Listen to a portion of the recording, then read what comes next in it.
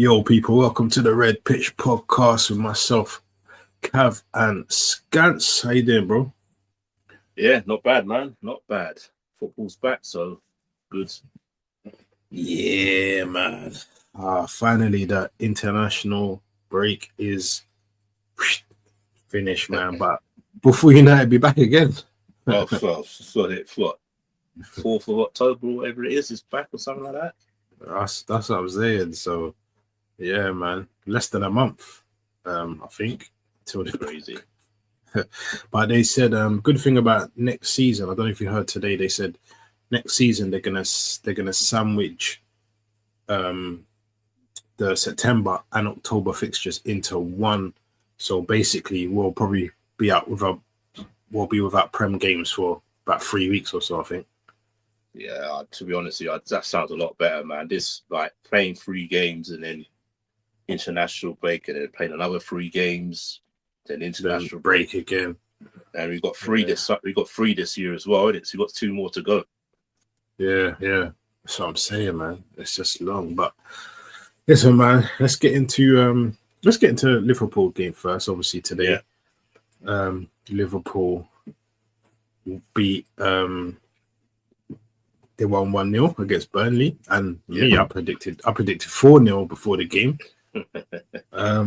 I just thought, Liverpool will have too much firepower for Burnley, considering that their first game against Tottenham and stuff. I just thought, but they parked the bus. They took. I feel like they took a little bit from our game last week as well. Yeah, tried to mirror Arsenal in certain aspects of the game. Obviously, Salah gets your winner for the penalty. Another late goal. That's like 3 in a row. 3 in a row. Yeah, near enough 3 in a row now. Yeah, exactly. But what did you take from your team in the game? Do you think you're still kind of at low gears in the season? Yeah, we still haven't really clicked. Well, especially going forward. I think again defensively we were decent. Obviously, like you said, Burnley parked the bus, but defensively looked pretty sound. Midfield looked good. I think McAllister didn't look too good. I don't know if it was from that challenge that he took early on in the game, but even before that, he didn't really look as sharp. He's still sort of coming back from injury, because obviously the last, I say 4 games of the season he didn't play. He was out. Didn't play the whole of pre-season, so he's getting back up to fitness. So he's gone away on international break as well. So he still doesn't look quite right yet, which is, to be honest with you, it's not worrying, because it's like 4 games into the season. Gravenberch looks good. So Bosley, he's been brilliant. Obviously, starting off at right back. Second half, moved into midfield. He's looking good. He's in good form. I want to ask you, before you continue, I wanted to ask you, because Verts now, I know you've probably seen it all over X. The memes are out already, and everyone's getting on Verts. What's your take on that whole situation? Are you worried? Are you just like, it's early, I'm not worried. Obviously you want him to play form, but it's like he's 22 years old. People are going to say, I'm making excuses for him. I'm not making excuses. Let's get it right. He hasn't performed in any of the 4 games. The first 2 games against Bournemouth and Newcastle didn't play well. Didn't play well at all in games. Against Arsenal, first half didn't really play well. Second half got more into the game, got on the ball a bit more, did all right.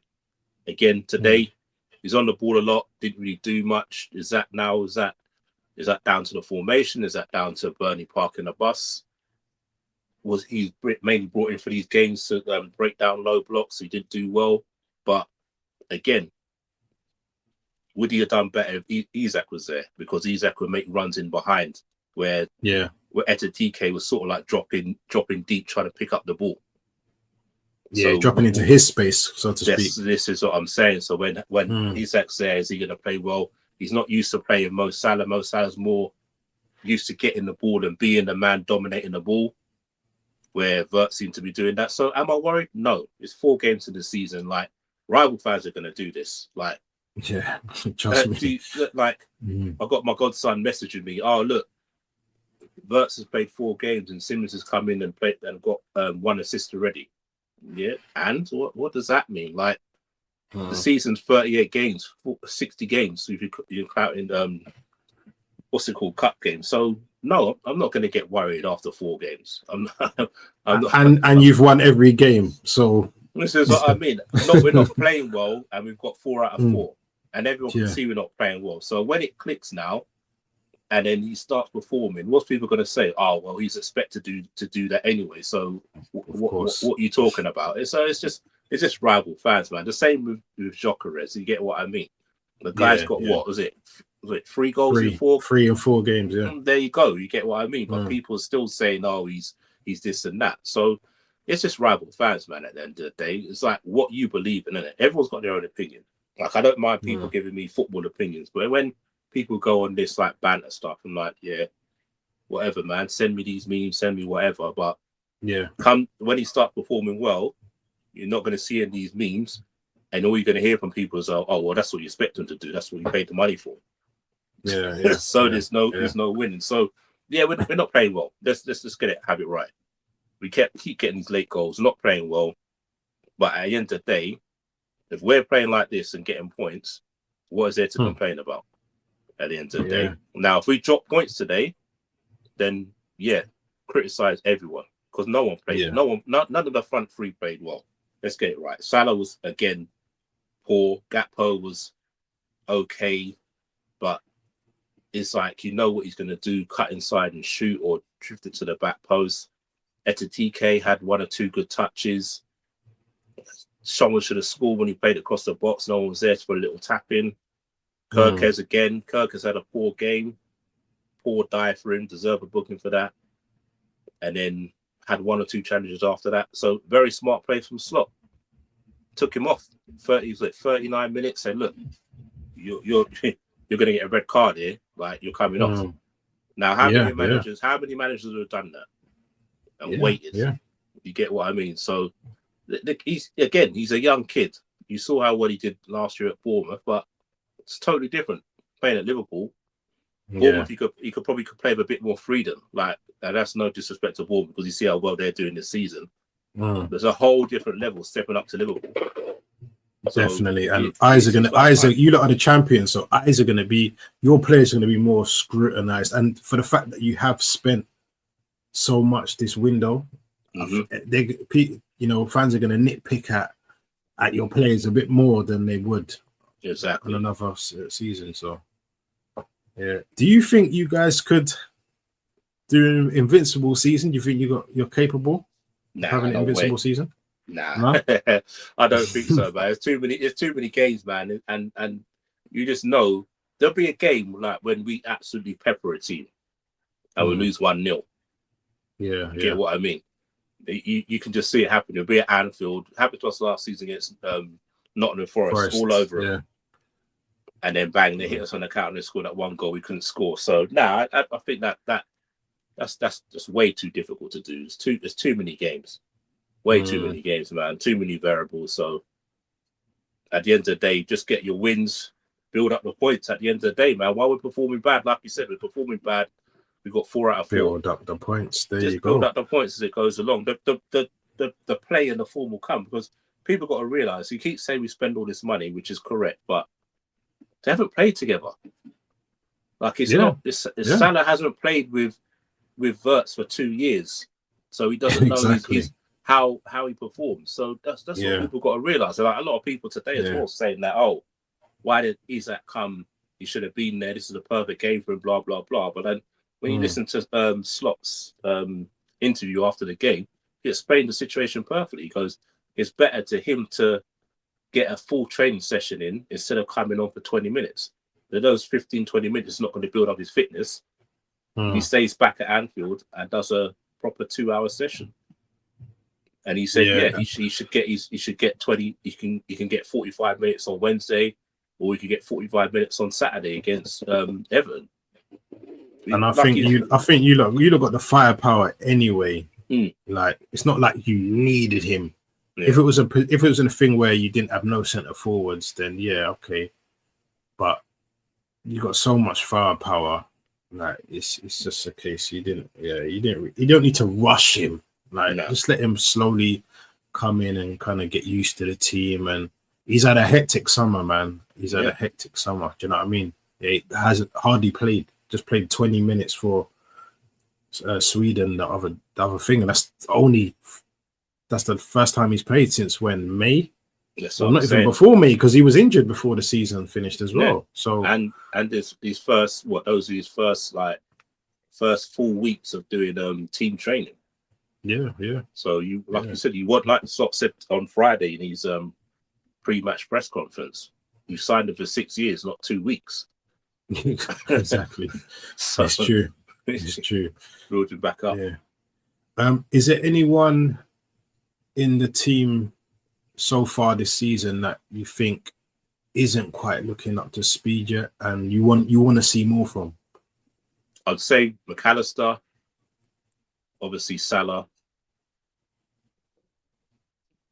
and Wirtz. Those are the three I want to see more from. I think, but again, it's like it's a new players, a new system. Not a new system, but new players, just adjusting with people. So it's going to take time. Like, no one expected to hit the ground running. If we had if we were playing like this and we had the exact same squad from last year, then I'd be nervous. I'd be worried. Yeah. But because there's so many new players in the team, I'm not worried. It will come. Yeah. Like I said, it's like a lot of people thinking, we're playing Burnley this week, so Wirtz should be on point. Like, who's going to be on point when you're playing against 10 at the back? It's like there's no space for him whatsoever, man. If it was end-to-end, if it was an end-to-end game, you'd say, open game, get his opportunity. But a game like that, it's going to be difficult, man. Yeah, that's what I'm saying. Obviously, my boys, game against Forest, 3-0. At the beginning of the game, I know everyone kind of looked at the midfield and was like, what? No Rice? Even Andy Gray and Richard Keys, before the game, there was like, Arteta's made a mistake, and if Arsenal want to win games like these, they have to play Declan Rice. He's the main catalyst in midfield, and blah, blah, blah, blah. And for me, I was just like, well, do you know what? I kind of wanted to... I wasn't mad at the midfield. In my head, I was like, I kind of want to see this midfield, because I did watch the Spain games. The second game I watched highlights of the first one, the internationals. But that game, Marino and Zubamendi, they linked up so well for Spain. And obviously Marino gets the hat trick and stuff like that. And I was thinking, okay, this is something I would like to see for Arsenal, but I didn't think I would see it. I thought Rice would start. I didn't think I'd see it. And Arteta obviously saw it as well. He obviously watched that game and he saw what I saw, and he thought, hold on a minute, this could actually work. Because I know people were saying like, and even I was saying it, playing Marino, Zubamendi, Rice against Liverpool, for me, there was no outlet there. There was no real creativity. So when I saw, Odegaard with Zubamendi, Marino, I thought, okay, it's more balanced. Obviously, Odegaard, shoulder again. There's rumors he might have to have surgery. But do you know what? The thing is, I'm not... Whereas last season, I was thinking, damn, Odegaard's out. But now, in my head, I'm like, you know what? When Henry came on, he had a decent game. Eze, I feel I want to see Eze against Atletico Bilbao. I want to see Eze move into the 10. Yeah. When Henry, I don't think he'll start, but I think I want to see... I'd want to see Trossard maybe start that game. Trossard, Gyökeres, and Madueke front three, and Eze right behind them. I think that could get the job done against Atletico, especially with Nico Williams. I don't know if he's going to make it. He got injured. He got injured the other day, and I think it was in a Spain game, but he didn't play weekend. He had a fight injury, I believe it was. So I don't think he'll be ready. But you know, rest of the team, I think we set up very, very well defensively. Mosquera started for Saliba, and I'm glad we didn't rush Saliba back, even though Saliba's back. Yeah. In full training and playing. He wasn't even on the bench. And I kind of was like, okay, this is kind of different from Arteta, from what we've seen previously. Because, you know, you would have, but, you know, considering Mosquera had a decent performance against Liverpool, to bring him in off, and he didn't look out of place. He looked like he'd been there for years. I mean, Timber, I never worried about Timber. I think he's outstanding. And Calafiori, this season, he has stepped up. Yeah, I think the injuries, I think, are behind him. At present, he went away with Italy, and he was superb. Their first game, putting a man of the match performance. Didn't play the second, I believe. They rested him in the second, which I think was good of them. But yeah, this season, Calafiori he's looked really, really, really good. And as you said earlier about Gyökeres, you know, people are getting onto Gyökeres again. You know, having scored 2 goals previously, and he scored again. Do you know what I mean? And you know, what can I say? It was a decent finish. He got the supply that we've been screaming for him to get. And who was it? Eze, the creator. You know, that gave him the goal. So. Yeah, like you say, it's a long season ahead, man. But I feel we've got our squad is probably better equipped this season. The rotation now, it's like if one goes out, whoever comes in, I'm looking at them and I'm thinking, you know what? It's not really much of a drop off. Like the level in quality is not much of a drop off. You know, in certain departments, it's relatively near enough neck and neck. Do you know what I mean? So. Yeah, Madueke was brilliant. Yeah, no, it makes sense. That's like you said, like normally Saka would be rushed back, Saliba would be rushed back, and he hasn't done it. And Rice having a rest as well, because obviously Rice plays like 90% of England games, and both games as well. He doesn't get a rest, so give him an arrest in this game. To be fair, I was not gonna lie, I was surprised. I'm thinking if you were playing, I don't know, maybe one of the teams coming up, give him a rest. But resting him against Nottingham Forest had been good last season. I was sort of interesting, but it paid off at the end of the day. Rice has got a good rest, got 2 big games coming up this week, so it makes sense. But then it's good because he's got a problem now because, like you said, Moreno and Zubimendi both performed well. So does he come straight back into the team? Yeah. Against Spanish opposition as well. And this is what I mean. You know, which both of them know very well. So could that be a familiar kind of thing as well? But it's good. It's good to have everyone performing and everyone battling for a place as well, and giving people sufficient rest. Because, like you said, it's a very long season, and previously Arteta seems to just pick his everyday same 11. And you can say that's what sort of cost you last season with him not trusting your bench and playing players when they're not fit. Because if you think about it, if you look at it realistically, Saliba could have played in this game if he didn't start. I mean, it's Liverpool, because remember he injured his ankle in the warm-up. Exactly. So that's the way you got to see it, man. You've got to protect these players regardless. At the end of the day, I know they may say they're fit, but now you've got adequate squad. It shows you don't need to rush people back. There you go. And I also think that I think I got a feeling Arteta he will kind of learn his lesson this season in terms of like rotation and things like that. I know obviously we got City coming up Sunday. And it's not bad because we play 5:45 Tuesday and then we don't play again till 4:30 Sunday. So it's good rest. Do you know what I mean? And they play Thursday. They play Thursday as well at 8:00. So you see. So you've got the extra rest. Obviously, they got the extra rest now because obviously they played Sunday 4:30. Don't play till Thursday 8:00. But they play 8:00 on a Thursday.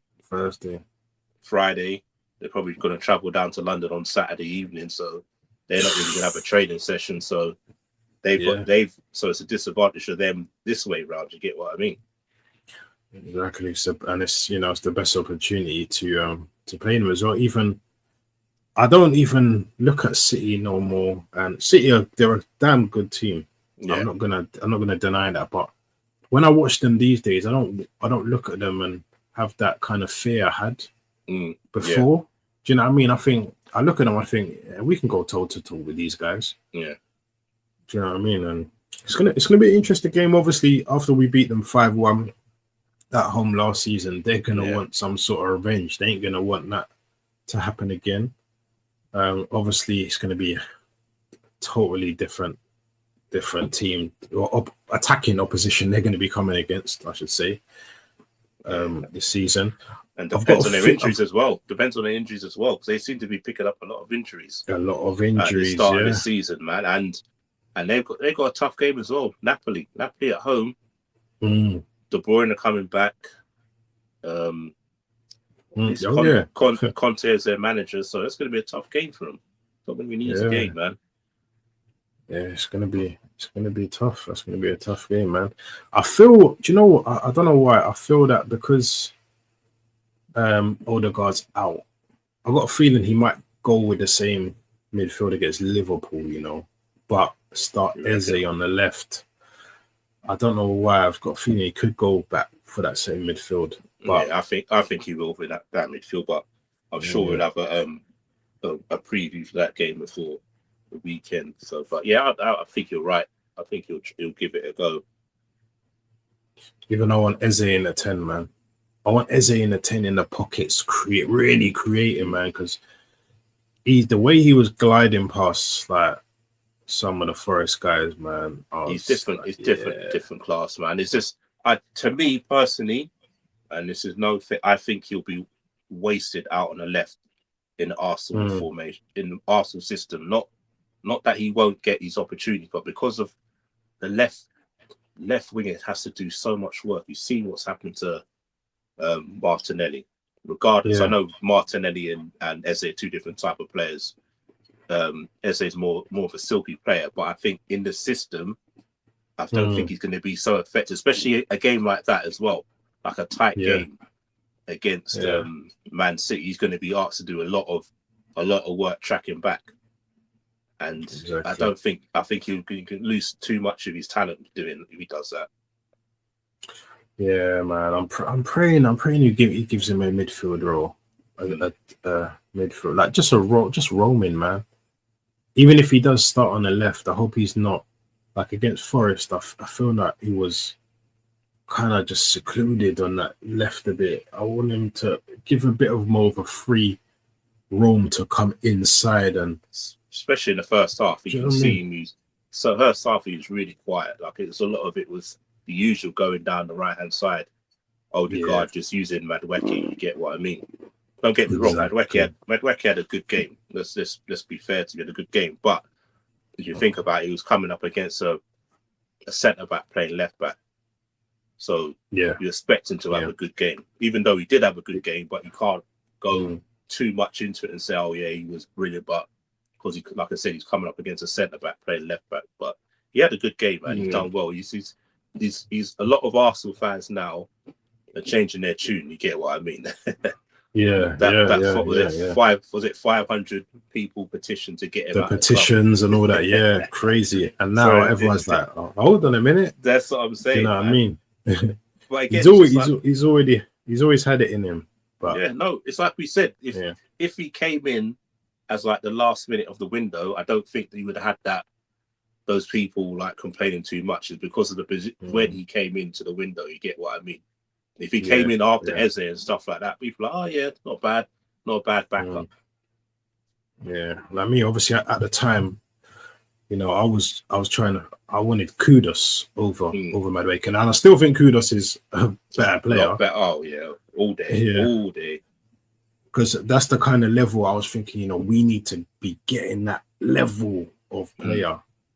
You know, but listen, credit to Madueke, man. He's coming. I've seen a lot of apology videos over the weekend from a lot of content creators, and stuff like that. So applaud to them as well, man. You got to hold your hands up, you know. Yeah, and they've done it. Yeah, you got to hold your hands up. But yeah, Scats, man. Before we head out, anything else you wanna stay or? Champions League's back this week, man. So I'm sure we'll drop a little preview this week about the 2 games that we've got. We've got Atletico Madrid, and you've got Atletico Bilbao. Yeah, man. We both got Atleticos this week. I think 2 different types of games. So obviously we're gonna have Simeone, dark arts master, and you got Bilbao away, which I think you'll win that game. I think, to be honest, I think it'd be pretty easy game for you lot, but we'll be back to preview those games in the week. Yeah, obviously I know preseason, but like I said, we did play Bilbao about however many weeks ago in preseason and at the Emirates, and I honestly don't remember them even having a shot on target the whole game.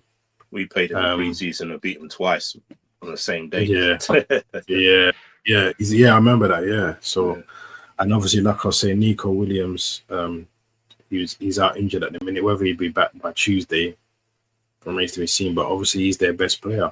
Yeah, you know, he's so. You know, but yeah, we'll see. You get Game Boy, Alvarez, and Griezmann and Cole. You know, they always give you like a decent game, so it'll be interesting, man. But yeah, hopefully Wednesday after the games we can come back, maybe do a little live, get some people in, man. We could talk about the Champions League first games, man.